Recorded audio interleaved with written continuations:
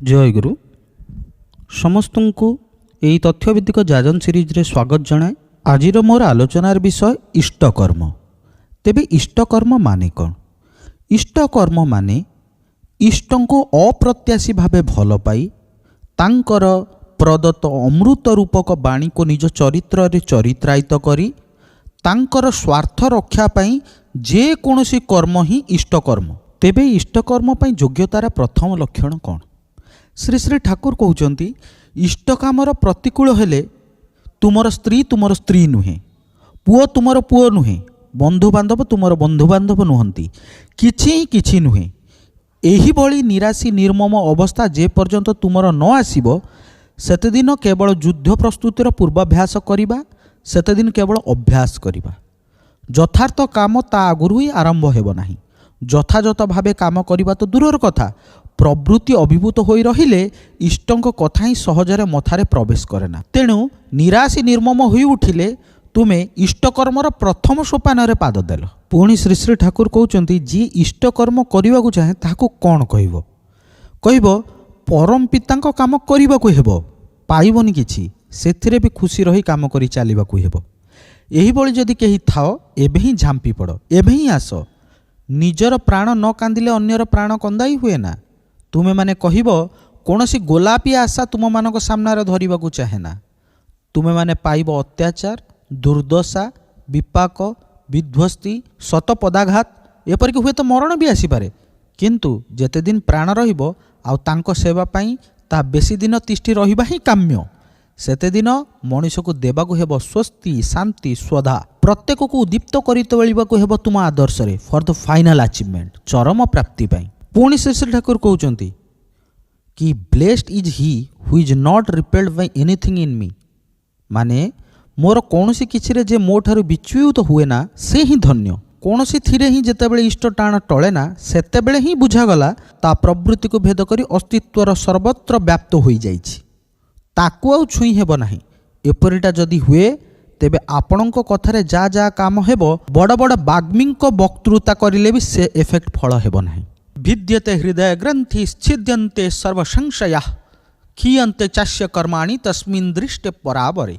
माने the knot in the heart is pierced, all misgivings are cut to pieces and the chain of furtive actions is terminated when I am seen as the supreme personality of godhead. Shri Shri Thakur या अत्यंत सहज सरल भाव बुझे कहते ये श्लोकटी को तुम मध्य जदि पागल प्राय रकम हुए, तुम बुकु मध्य जदि आफु आफु करुथाए, तुमर कथा भीतर दे सेतेबेले नियार झलक बाहरिबो।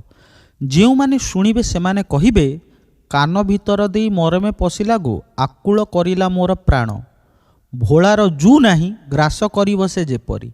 सेतेबेले भाबे सबु ही तो शुणिली, एबे मु कोन करिबी? मु कौन करी? झांप जे देवी किंतु मोर जे अमुक अच्छी तमुक अच्छी सेगुड़ा कौन हम? रेजिस्टेंस बाधा गुड़िक प्राण भितर जेपरी भूमिकंप सृष्टि करि चले। कारण महत जीवनर आकर्षण तार अंतर अहरह दिक दिक करि जलुथाए।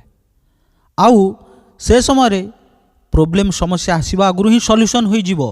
मन माति उठिले भाषा बाहरिबो, कायदा बाहरिबो, कथा बाहरिबो। विवेकानंदଙ୍କ भली मनीष भी से कथा शुणी पागल होई उठिबो, भाबिबो कौन नहीं पड़ीची मो जीवन रे, यही भावे आउ जीवन नष्ट करिबिनी। एही बाहरिली तांको रास्ता को, तांको अनुसरण करबा प्रत्येक समय रे।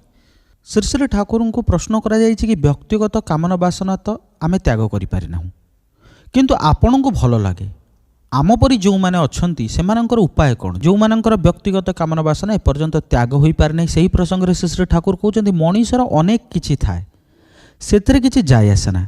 जदि सबु किछि इष्ट स्वार्थ प्रतिष्ठारे लगाए एवं सेइतरे ही लागी रुहे, तेबे सद्गुरु सत्नाम सत्संग और सत्कर्म अर्थात इष्टकर्मर आश्रय ग्रहण करने फल मनीषर भल मंद भूल त्रुटि सुख दुख उत्थान पतन इत्यादि सबुकिछि भितर देई मध्य तांको दयारे तांकरी पथरे आगेई जाए। हजार हजार जन्मर कार्य सेमानकर एक जन्मर हो जाए। परम पितांग दरबार को जो मैंने आसती और तांकरी पथरे चलिबा को चेष्टा करती सेमानकर प्रारब्ध जनित आपात पतन बा अमंगल मध्य उन्नति और मंगलर कारण होई उठे। चिंतार कौनसी कारण नहीं। तेबे तुम मानकर चलन चरित्र जदि यथा संभव निखुण हुए ताहले मोर दुख हुए, माने ठाकुर को दुख हुए एवं लोकंकर मध्य अपकार हुए। भगवान जीशु को कथा मन रख, तुमे माने पृथ्वीर लवण, ଲବଣ ଯଦି ନିଜର ସ୍ୱାଦ ହରାଇ ବସେ ତାହେଲେ ପୃଥିବୀ ଲବଣାକ୍ତ ହେବ କିପରି? ତୁମମାନଙ୍କ ଉପରେ ମୋର ମଧ୍ୟ ସେହିପରି ଅନେକ ଆଶା, ଅନ୍ୟମାନଙ୍କର ମଧ୍ୟ ସେହିପରି ଅସରନ୍ତି ପ୍ରତ୍ୟାଶା। ଦୁର୍ବଳତାକୁ ପ୍ରଶ୍ରୟ ଦେବାର ଅବକାଶ କେଉଁଠି ତୁମମାନଙ୍କର? ମୁଁ ଯଦିଓ ରିହାଇ ଦେଇଦିଏ, ବିପଦଗାମୀ ହେଲେ ପରିବେଶ କିନ୍ତୁ ତୁମମାନଙ୍କୁ ଛାଡ଼ିବ ନାହିଁ। ପୁନଃ ଶ୍ରୀ ଶ୍ରୀ ଠାକୁରଙ୍କୁ ପ୍ରଶ୍ନ କରାଯାଇଛି କି ସଂସାରର ଅଭାବ ଅଭିଯୋଗ ମଧ୍ୟରେ ବି ଇଷ୍ଟକର୍ମ କିପରି ଆମେ ଦୃଢ଼ ରଖିବୁ? ଶ୍ରୀ ଶ୍ରୀ ଠାକୁର କହିଛନ୍ତି ଇଷ୍ଟକର୍ମ କରିବାକୁ ଗଲେ ଅନ୍ୟ କୌଣସି ଦିଗକୁ ଚାହିଁବା ଚଳିବନି। କଷ୍ଟ ପାଇଁ ରାଜି ରହିବାକୁ ହେବ। ତୁମେ ସପରିବାର ଅନାହାରରେ ଅଛ, ସେତେବେଳେ ହୁଏତ ମୁଁ ତୁମକୁ କହିବି ଯାହାର ପ୍ରଚୁର ଅଛି ତାକୁ ବିଳାସର ଉପକରଣ ଯୋଗାଇ ଦେବାକୁ। ଆଉ ତା କରି ହିଁ ଯଦି ତୁମେ ସୁଖ ପାଅ, କ୍ଷୁଧାର ଜ୍ୱାଳା ହେଳାରେ ସହ୍ୟ କରିପାର, ତାହେଲେ ବୁଝାଯିବ ତୁମର ଏଠାରେ ରହିବାର ଯୋଗ୍ୟତା ହେଇଛି। ମଣିଷ କାହାକୁ କେତେ ଦୂର ଭଲ ପାଏ ତାର ପରଖ ହେଉଛି ତାର ପ୍ରୀତି ଓ ପ୍ରତିଷ୍ଠା ପାଇଁ କେତେ ଦୂର କଷ୍ଟ ସହ୍ୟ କରିପାରେ। ଚରିତ୍ର ଉପରେ ଠିଆ ହେବାକୁ, ସେବା ଉପରେ ଠିଆ ହେବାକୁ ଯଦି କିଛି ଦିନ ସଂଗ୍ରାମ କରିବାକୁ ପଡ଼େ, କଷ୍ଟ କରିବାକୁ ପଡ଼େ, ତାର ଗୋଟେ ସାର୍ଥକତା ଅଛି। ତୁମେ ଲକ୍ଷେ ମଣିଷର ଅସୁବିଧା ଦୂର କରିବାକୁ ଯାଉଛ, ନିଜର ଅସୁବିଧାରେ ଭୁଷୁଡ଼ି ପଡ଼ିଲେ କାହାର କ'ଣ କରିବ? ତୁମେ ଅସୁବିଧା ରହିବ ହିଁ। ଏଇଥିପାଇଁ ହିଁ କାମରେ ଓହ୍ଲାଇବା। ଆଉ କେହି ଘାବରାଏ ବୋଲି ମୁଁ ବିଶ୍ୱାସ କରେ ନା। ମଣିଷର ଅନ୍ୟ ଝୁଙ୍କ ମୋହ ଥାଏ, ତାର ଦେହରେ ଯେତେବେଳେ ଘା ହୁଏ ସେତେବେଳେ ଆଉ ଭଲ ଲାଗେ ନା। ମୋହ ଅନୁସରଣ କରିବାକୁ ମଣିଷ ଘାବରାଏ ନା। ଏକମାତ୍ର ମୋହ ଇଷ୍ଟ ହେଲେ କୌଣସି ଆପଦ ରହେ ନା। ଏଇଟା ହିଁ ଲକ୍ଷ୍ୟ କରି ନେବା ଦରକାର। ବିଳାସିତା କରି ରଖିଲେ ଚଳିବନି। ମଣିଷ ଯଦି ବୈଶିଷ୍ଟ୍ୟ ପାଳି ଆପୁର୍ୟମାଣ ଇଷ୍ଟଙ୍କୁ ପାଏ ଓ ସକ୍ରିୟ ନିଷ୍ଠାର ସହିତ ତାଙ୍କୁ ଅନୁସରଣ କରି ଚାଲେ, ତେବେ ଧର୍ମ, ଅର୍ଥ, କାମ, ମୋକ୍ଷ ସବୁ ତା ଜୀବନରେ ସହଜଲଭ୍ୟ ହୋଇ ଉଠେ। ମୋକ୍ଷ ମାନେ ପ୍ରବୃତ୍ତିର ଅଭିଭୂତିରୁ ଓ ବନ୍ଧନରୁ ମୁକ୍ତି। ମଣିଷର ଇଷ୍ଟଙ୍କ ପ୍ରତି ଅନୁରାଗ ଯେଉଁ ପରିମାଣରେ ବୃଦ୍ଧି ପାଏ, ତାର ମୋକ୍ଷ ଲାଭ ହୁଏ ତଦନୁପାତିକ। ମୋକ୍ଷ ମାନେ ଯଦି କିଏ ବୁଝେ ଇହ ବିମୁଖତା, ତାହା କିନ୍ତୁ ଠିକ୍ ନୁହେଁ। ବରଂ ଆମମାନଙ୍କର ଘର, ସଂସାର, ସମାଜ, ପରିବେଶକୁ ଏପରି ଭାବରେ ନିୟନ୍ତ୍ରଣ କରିବାକୁ ପଡ଼ିବ ଯାହାଦ୍ୱାରା ତାହା ଇଷ୍ଟଙ୍କର ଲୀଳାକ୍ଷେତ୍ର ହୋଇ ଉଠେ। ପୁନଶ୍ଚ ଶ୍ରୀ ଶ୍ରୀ ଠାକୁରଙ୍କୁ ପ୍ରଶ୍ନ କରାଯାଇଛି କି ଠାକୁର, ଆପଣ ତ କହିଛନ୍ତି ପାରିବାରିକ ଚାହିଦାକୁ ଉପେକ୍ଷା କରି ଇଷ୍ଟ କାମ କର, ଏବଂ ପୁଣି କହିଛନ୍ତି ଯେଉଁମାନେ ସାଂସାରିକ ଜୀବନରେ ଅକୃତ କାର୍ଯ୍ୟ ସେମାନଙ୍କର ଆଧ୍ୟାତ୍ମିକ ଚକ୍ଷୁ ତମସାଚ୍ଛନ୍ନ। ତେବେ ଏଇ ଦୁଇଟି ମଧ୍ୟରେ ସାମଞ୍ଜସ୍ୟ କେଉଁଠି? ଶ୍ରୀ ଶ୍ରୀ ଠାକୁର କହିଛନ୍ତି ଇଷ୍ଟଙ୍କ ପାଇଁ ଆପ୍ରାଣ ହୋଇ ଉଠିଲେ ସେତେବେଳେ ସଂସାର ବି ଇଷ୍ଟାର୍ଥେ ହୋଇ ଉଠେ।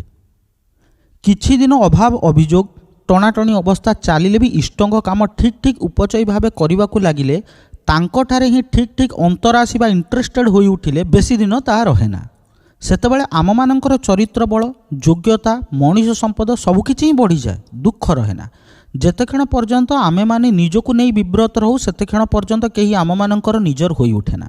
କିନ୍ତୁ ଯେଉଁ ମୁହୂର୍ତ୍ତରେ ଆମେମାନେ ଇଷ୍ଟଙ୍କୁ ନେଇ ମାତି ଉଠୁ, ତାଙ୍କର ହିଁ ସ୍ୱାର୍ଥ ପ୍ରତିଷ୍ଠା କଳ୍ପେ ପାରିପାର୍ଶ୍ୱିକ ସେବାରେ ଉନ୍ମୁଖ ହୋଇ ଉଠୁ, ସେତେବେଳେ ହିଁ ସମସ୍ତେ ନିଜର ହୋଇ ଧରା ଦିଅନ୍ତି। ସେମାନେ ହିଁ ଆପଣମାନଙ୍କର ଦୁଃଖ ଦୂରୀକରଣ ପାଇଁ ବଦ୍ଧପରିକର ହୋଇ ଉଠନ୍ତି। ପୁଣି ଯେ ଠିକ୍ ଠିକ୍ ଇଷ୍ଟପ୍ରାଣ, ସେ ପରିବାରର ସମସ୍ତଙ୍କୁ ସେହି ଭାବ ଅନୁପ୍ରାଣିତ କରି ତୋଳେ। ସେଥିରେ ପରିବାର ମଧ୍ୟରେ ବି ଗୋଟିଏ ସଂହତି ଓ ସଂଘବଦ୍ଧତା ଆସିଥାଏ। ପ୍ରତ୍ୟେକ ଇଷ୍ଟଙ୍କ ପାଇଁ ଓ ପରସ୍ପର ପାଇଁ କରନ୍ତି। ସେହି ପ୍ରୀତିପ୍ରାଣ ଆକୁତି ହିଁ ପ୍ରତ୍ୟେକର କର୍ମଶକ୍ତିକୁ ବଢ଼ାଇ ତୋଳେ। ପୁଣି ସୁକେନ୍ଦ୍ରିକ ହେବା ଯୋଗୁଁ କାମଗୁଡ଼ିକ ବି ସୁନିୟନ୍ତ୍ରିତ ଓ ଲାଭଜନକ ହୁଏ। ଧର ଇଷ୍ଟବୃତ୍ତି ଭିତର ଦେଇ ସଂସାରର ପ୍ରତ୍ୟେକଙ୍କ ମଧ୍ୟରେ କିପରି ଗୋଟିଏ ବଢ଼ନ୍ତ ଆକୁତି ଆସି ହାଜର ହୁଏ, ସେହି ଦୀପନ ବେଗରେ ଚଳନ ଓ କରଣ ସଂସାରୀକୁ ସ୍ୱଚ୍ଛଳତାରେ ଉଚ୍ଛଳ କରି ତୋଳେ। ସେତେବେଳେ ଇଷ୍ଟଙ୍କ ଚାହିଦା ପୂରଣ ପାଇଁ ସେମାନେ ସର୍ବଦା ପ୍ରସ୍ତୁତ ହୋଇ ରହନ୍ତି। ସେ କେଉଁ ସମୟରେ କ'ଣ ଚାହାନ୍ତି ସେଥିପାଇଁ ଆଗରୁ ହିଁ କିଛି ସଂଗ୍ରହ କରି ରଖନ୍ତି।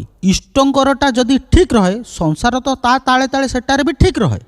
ଯେପରି ଜଣକର ନିଜର ସଂସାର ପାଇଁ ଦରକାର ମାତ୍ର କିଛି ଟଙ୍କା, କିନ୍ତୁ ଇଷ୍ଟଙ୍କ ପାଇଁ ଦରକାର ତାଠୁ ଅଧିକା ଟଙ୍କା। ସଂଗ୍ରହ ଯଦି କରିବାକୁ ହୁଏ, ତେବେ ଅଧିକା ଟଙ୍କାର ଆକୁତି ନେଇ ଚାଲିଲେ ତାକୁ ସଂଗ୍ରହ କରିବାକୁ ହିଁ ହେବ। କାରଣ ଇଷ୍ଟଙ୍କୁ ନ ଦେଇ ନ ଖୁଆଇ ତ ତାର ତୃପ୍ତି ରହିବ ନାହିଁ। ଆଉ ଇଷ୍ଟଙ୍କ ସ୍ୱାର୍ଥ ପ୍ରତିଷ୍ଠା ପାଇଁ, ଆଉ ଏହି ଇଷ୍ଟଙ୍କୁ ଦେବା ବଜାୟ ରଖିବା ପାଇଁ ନିଜର ବଞ୍ଚିବା ବଜାୟ ରଖିବାକୁ ହେବ। ତେଣୁ ସମଗ୍ର ଅର୍ଜନଟା ହିଁ ଯେପରି ଇଷ୍ଟଙ୍କ ପାଇଁ, ସେଇ ଅଧିକା ଟଙ୍କାକୁ ଆହରଣ କରିବା ଭିତରେ ଇଷ୍ଟଙ୍କୁ ଦେବାର, ଇଷ୍ଟଙ୍କୁ ପ୍ରତିଷ୍ଠା କରିବାର ଆକୁତିର ଦୌଲତିରେ ହିଁ ଆମର ସ୍ୱଚ୍ଛଳତାରେ ଉଚ୍ଛଳ ହୋଇ ଉଠିବା। ଇଷ୍ଟଙ୍କୁ ବି ଦେଲେ, ପାରିବାରିକ ସଂସ୍ଥାନ ବି କରିଲେ, ଦିଗଦାରୀ ବା ବିଭ୍ରାନ୍ତ ରହିଲା ନାହିଁ। ମୂଳରେ ଥିବା ଇଷ୍ଟ ଯୋଗୁଁ ସବୁ କାମ ମଧୁର ମୋହନ ସୁଠାମ ହୋଇ ଉଠିଲା। ପୁଣି ଏହି ପଥରେ ଲକ୍ଷ୍ୟ ଐଶ୍ୱର୍ଯ୍ୟର ଅଧିକାରୀ ବି ଯଦି ହୁଅ, ତା ବି ତୁମେ ସେଥିରେ ଆବଦ୍ଧ ହୋଇ ପଡ଼ିବନି। ତୁମେ ସବୁଟା ମଧ୍ୟରେ ରହିବି, ସବୁଟାର ଉପରେ ରହିବ। କାରଣ ତୁମେ ଜାଣ ତୁମର ସବୁ କିଛି ହିଁ ତାଙ୍କରି ସେବା ପାଇଁ। ତେଣୁ ଐଶ୍ୱର୍ଯ୍ୟ ତୁମକୁ ଅଭିଭୂତ ବା ବିମୂଢ଼ କରିପାରିବ ନାହିଁ।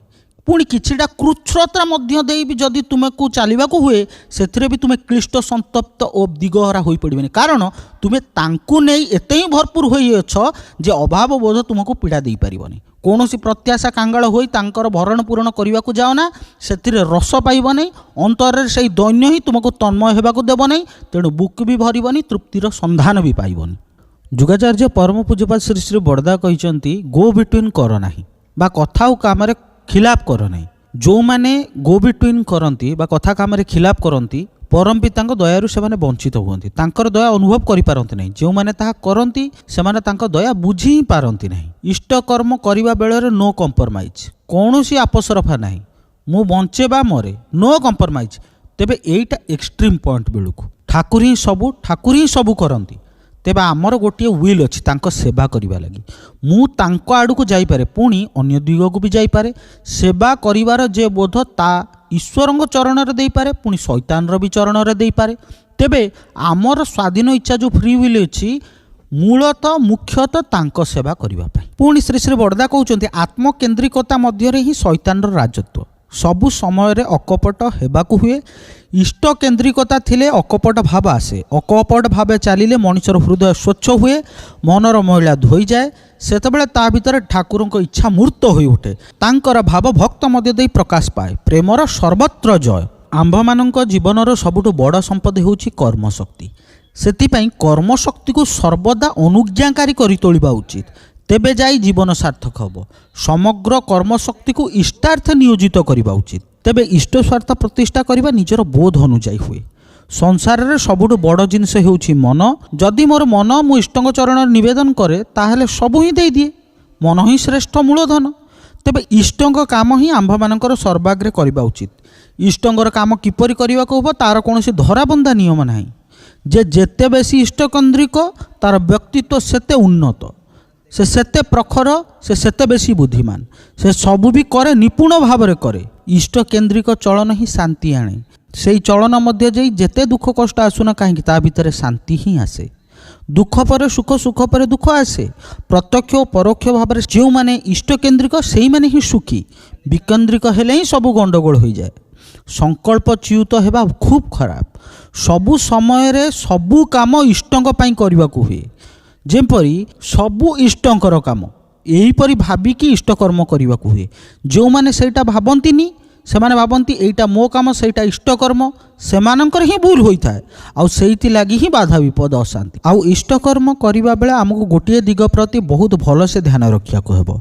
आम दैनंदिन जीवनर उत्कर्ष नियामक हेउचंदी श्री श्री ठाकुर। आमे श्री श्री ठाकुर को लक्ष्य रखी तांको खुशी करने पई चेष्टा करबा उचित। श्री श्री ठाकुर कहचंती उपासनार शेष पेज ऋतिक प्रतिऋतिक अधूर्य बा जे कई हुअंतु ना कहीं बाक और वास्तव कर्म जो माने इष्ट स्वार्थ और इष्ट प्रतिष्ठापन्न नुहंती सेमानंकु कौनसी मते तुमर दैनंदिन जीवनर उत्कर्ष नियामक करी रख नाही बा सेमानंकर भरण पोषण रे तत्पर होई सेमानंकठार आत्मनियोगशील हुओ नाही। एहार व्यत्यय रे तुमर जीवन केउ दुर्गम रंध्र रे चालित होई विध्वस्तिर चरम रे निशेष होई पारे तार ठिकणा करिया मध्य दुर्ह। आजिर आलोचना पई एतिकी पुणी किछि तथ्यभित्तिक आलोचना सहित आपणक सम्मुखरे उपस्थित हेबी। समस्तंकु हृदय सहकारे जय गुरु।